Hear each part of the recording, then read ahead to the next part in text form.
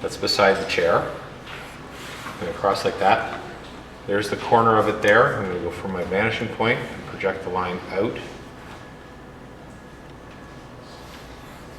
towards me. Pick a point out here, say that's the corner of the coffee table there. That's the top surface of the coffee table right there. This point here is the corner, so I'm going to drop a line down. Let's just give it a thickness, just so we can identify it as the coffee table. So there's the top plane. That's the side, there's the top plane of the coffee table. And then if I drop some lines down here, just drop 3 lines down here, this will represent a leg. There's one leg of my coffee table. Okay. The other leg would be back here, positioned somewhere around here, so my lines would line up with that line right there.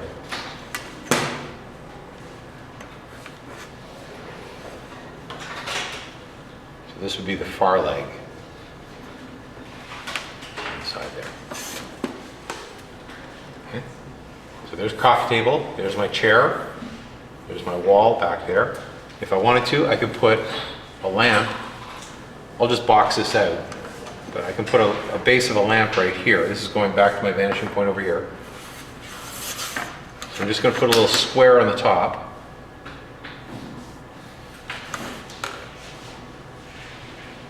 To represent the plane that the coffee table, or the lamp is sitting on the coffee table there. Okay, so that's a little square for the base of the lamp. So if I go through my crisscross corners, will give me my center. And I can extend a line straight up through the center. And that will be the middle of the lamp. So now I can base everything on the lamp on that center line, make it symmetrical all the way through. So I can put a lampshade on here, draw it down like this and make it symmetrical on both sides. There's my horizon line through there. So if I take my lampshade and I make it just above the horizon line, I'm going to have a little ellipse right here. So I can just barely see underneath the edge of the lamp there. And then the stem of the lamp will come down. And whatever I choose to make the lamp look like, it's a little bit off center there, but you get the general idea. Okay, so I can do whatever kind of design I want on this in order to make it work. But that's my lamp on the coffee table there. So going across the room now, let's just do our coffee table over here. So this we made at 2 1/4, and we took off a few inches here for the coffee table. So let's say the coffee table on the opposite side is the same. So we're going to say the coffee tables are 2 feet off the ground. So from the floor, there's the corner of the floor right there. The original line that we drew, there's 3 feet right there. We split this into thirds. Okay, so right about there, that's 2 feet right there. Is that me or you guys? So coming across here, okay, that goes back along that wall. I crisscross across the front surface here. This is the front edge of the coffee table there. And I can continue that line across here because the coffee table on this side is going to be the same height. So there's the height of the coffee table on this side. And we'll say the edge of it lines up to about there. So back to the vanishing point. There's the top surface of the coffee table there. And so the legs would drop down. I'd draw a thickness to it here. And then my legs would drop down here. One leg there. So I can put the edge of my couch right here. And we said the other edge of the couch was over here. Right there. So my coffee table on this side, I'll get it to line up with that line right there. And then we'll just trim off a bit over here on this side just to get it to sit away from the wall there. Actually, it extends out, doesn't it? It does, it extends out. So I've got to bring this line here out and beyond. Sorry, I forgot about that. So this is actually the front edge of the coffee table right here.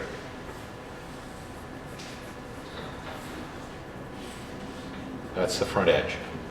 So my one leg would come out here. The other leg would be down here. Like that. So therefore, the front corner of my couch would sit right here.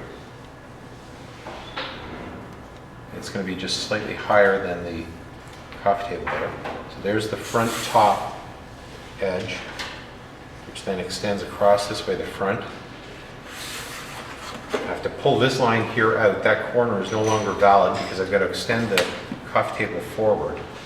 So if I do this from where it's touching the floor, I have to bring it out further. And when I take the base point of where it's touching on the ground here to the vanishing point over here, it'll give me my front edge on the surface of the floor. And where those 2 points crisscross each other, that's my corner on the left-hand side.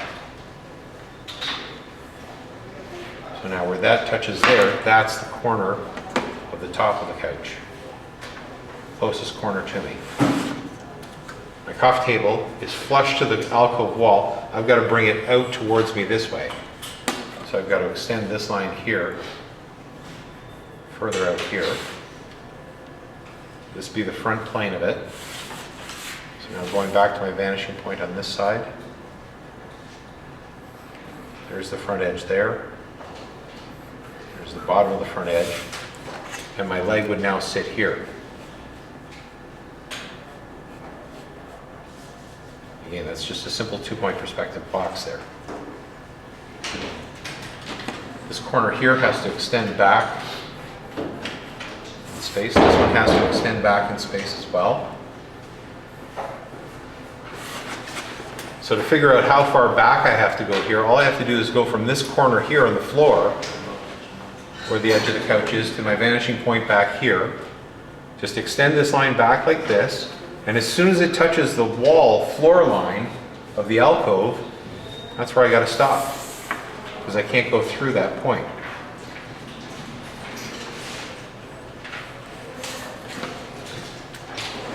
So that's the depth of the couch right there.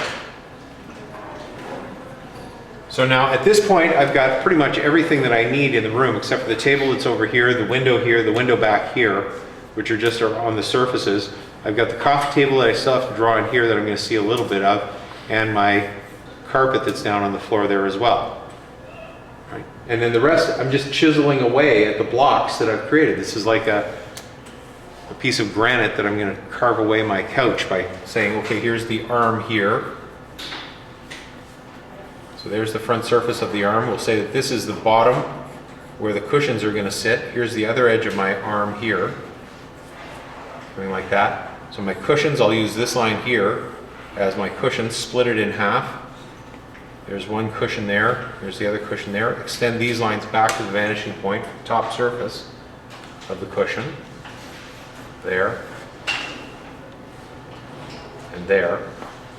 But remember, I'm not going all the way back to the back point because that's up against the wall right there. So from that point, I want to build the couch forward with a cushion here for the back of it. And let's say the back of the couch is 3 feet high. It's going to line up to there. So from this connection point here, there's the back of the cushion. Right there. And I can extend this line up on a slight incline for the back cushion of the chair, the couch there. Going through on this side, this would be the, well, I'm going to trim that down just a little bit to right about there. So there, that's the back of the couch right there. It's touching the wall on that side. So on here on the arm, I see a little sliver of the top of that. I cut that off there, trim that off. That's the outer edge of the couch right there of the arm. It goes down like that. It sits there. Okay. So now I can put my lamps on here. I've got a lamp that's going to sit here.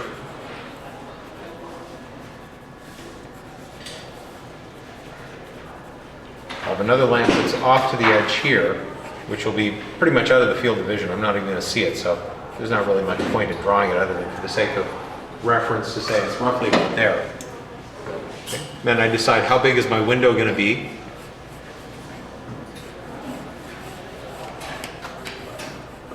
Okay, so that's the outer edge of the frame. I've got to put a window frame in here. Decide how many panes of glass I've got. There's got to be a depth to the window for the thickness of the wall. The glass would sit in this line here. maybe I'll make it a 3-pane window. So therefore I'd have one that's here. I have to split this into thirds. So these are the struts that are separating the panes of glass like that. And I put a curtain rod on here, hang my drapes.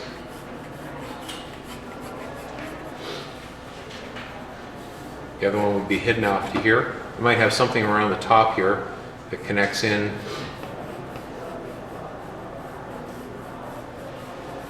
Like that. Okay, so my drapes are there. So I'm an interior designer now. And that's essentially, really, that's what you are. When you start getting into this stage here, you are designing what the interior looks like. That's what an interior designer would do. They would take the bare bones of a room and they'd say, ooh, I think this type of curtain would look really nice here. And we'll make it have I can't even remember what the name of it is, but arches down like that and connects in the center. You could have 3 of them, so it could actually have a loop that's here. Well, we could even do that. Hey, how do you like that? Does that look okay? Have one hidden in behind there like that. Okay. So you can design it any way you want from that point on. Right? The same thing goes over here. If you want to put a mirror on the wall, block out your mirror, choose the design for it. Let's say that table is 3 feet high. It's going to be just slivered right there. You won't see the top of it. But if we're going to put a bowl of fruit there, we've got to draw our bowl, put our fruit in it, stick a banana in there too. The legs would come down like this. There's the window that's over here. Are you going to put curtains on that window as well, or shears or something like that? We'll see at the edge of the door frame. Is the doorknob going to be visible? How high is the doorknob? Is the doorknob 3 feet high? Yeah, it's about 3 feet high. Okay. So it's going to be right at your horizon line. Okay. And there, I'm practically done. All you got to do is just tighten it up and add some details to it. And then from this point on, it's up to you to come up with what this room is actually going to look like as far as the design details go. So I just want to speak briefly about that today, just about how to get reference material. Now, this big folder here, this is full of all of my National Geographic images that I've sort of collected over the last several years, actually, quite a few years, roughly about 30 years, where I've just pulled out images that I thought, look pretty cool as far as design elements for buildings or environments or stuff like that, that have a nice feel to them. They're from Europe and all over the place. I mean, that's the cool thing about National Geographic is you can go in there and find all sorts of different things from different time periods and different locations to use for reference. The thing that I find most useful about this type of stuff is not necessarily the architectural stuff as far as the design point of view goes, but just how things are built and how things are put together. Like interesting things like this building here, if you look at this image, notice how the building is sagging here. It's got a really cool sag going on to it, just from the years of wear and tear and weight on the building. You can see how the front porch here, even the body of the building itself is sagged as well and drooped, and then how the porch is coming off in the front there. It's stuff like that that adds flavor and interest and character to your environments, as opposed to just sticking with the purely geometric straight lines and 90-degree angles and stuff like that. It's finding ways to add interesting elements to it, or putting things slightly askew or off kilter that really brings out the interest in what things look like. So that's sort of what I want you to sort of approach when you're going into the next stage of this drawing, is to try and find something that you can put into it that says this building or this apartment building has actually been lived in. Right? So from that point of view, like you can see in my drawing, I've got everything is rulered out. All right? I've used a ruler to find all my proper perspective and my vanishing points, and that's great for guide purposes. But if you look at this couch here, it looks like it's rock solid because all the lines are straight. And as we know, cushions get saggy, they get sat on, and over time, the foam that's inside of it can deform to the shape of the person's butt or whoever is on there. And so you're going to get a certain amount of give to the object that we're dealing with. There's going to be wear and tear. So there might be little, you know, gouges out of the edges of the tables and things like that, little nicks and scratches and things that say that this place has been used. So what I'm looking for at this stage now is an eye to detail. So up to this point, we've dealt with the eye for perspective, the eye for spatial relationships, and now we're moving on to the next stage, which is going to carry through on the next few assignments that we're going to do as well, and then ultimately throughout the entire second semester, is I want you to begin to look at detailing and how to put character into an environment. And so by doing that, what you're going to do is you're going to look for little things and not just go with the simplistic line, the most simple line that you can possibly put into it. And so at this point, I want you to start to freehand over top of your drawings. So we're not going to use a ruler to clean up your drawing at this point. There should be no rulered lines at all. All right? So you'll take your pencil out, put a fresh sheet of paper over top of it, because we're going to start fresh on top and clean the whole thing up. And you use this as a guide to go from this point on. And so things like, you know, what kind of a lampshade is this going to be? Are there going to be little tassels hanging off of it? Is it going to be from your grandmother's house where it's still wrapped in plastic so that, you know, when you spit, you know, you don't get anything on the material? Does it have a wire rim around here and a wire rim around here? And is the material still attached to it? Okay, does it have a, you know, some sort of an embroidery to it? Or are there ribs that are shooting through it to cause scalloping on the bottom? Okay, these are the types of things that I want you to look at. What's the body of the lamp? Where does the light actually begin? Like, you know, there's the part where the light bulb actually screws into the mechanism, which is the switch off and on. Is the switch a push switch, which you push that little button and it turns off and on, or is it a turn type of thing that has you know, a high, medium, and low setting to it? And then how is that attached to the piece of wire that goes through the top? So if I was just to draw this very, again, still keeping it rough, but I might have the mechanism that is the actual part that holds the light would sit in here. I might have the hole for the switch sitting here, and there's the switch sticking out on one side there. Then the actual bulb sits inside here. You might see a little bit of the metal, and then the bulb comes up and out here. So inside here, here's your bulb sitting in this position. And then there's the frame or the wire that actually holds the lampshade on. The lampshade is not just hovering in midair. There's actually a piece of metal. There's a little groove that's right here that has the piece of metal that goes up and goes up and around here to the high point, comes around the opposite side and sits in another little piece of metal. There's a little sheath that goes over top of that to hold it in place. But this wire comes up and over here, and then it's got a little cap on it with a screw that then has another piece that screws onto it to hold the lampshade in its place. Now, I'm not saying you have to draw all this stuff that's inside here, because obviously it's going to be hidden away, but you'll probably see some of that stuff down here below it. Okay? So you've got to think about how that stuff is all put together. Is there going to be a little bit of a piece of metal that's down here before it then comes into the actual body of the lamp itself? And then what's the formation of the lamp? What design are you going to put on it? Are you going to have, you know, sort of like an Athens type thing where you've got Greco-Roman wrestlers on the side of it? Or are you going to just do flowers? Or, you know, is there going to be some sort of a pattern to it, a geometric pattern? Or is it just going to be plain and simple with just the shape of the vase itself, or the body of it being very simplistic? Or are you going to add some detail to it from the shape point of view? Okay, so there are a number of different options that you can have. And again, referencing this type of stuff, I mean, here I've got my old National Geographic photographs. This is way before the internet. Okay, we're talking in the early 1980s is when I started collecting all this stuff. And the internet didn't come into creation until the 1990s. So this was my form of research. And I've got tons of books at home that are along the same lines of architectural design books and interior design books and all sorts of stuff like that that I can still handily reference and have right in front of me. But nowadays, you guys have got the internet. I mean, right at this exact moment in time, unless you've got a laptop computer, there is no access to the internet here. So if you want to bring in your laptops, bring them in, okay, for reference. Google something, do an image search on something, find out what an 18th century Louis XIV lamp looks like, if that's what you want to do. Call that up and use that as reference for your drawing. So this is the next phase, like I said before, that we're going to move into is how much detail and how much research and how much thought process can you put into the design of your rooms.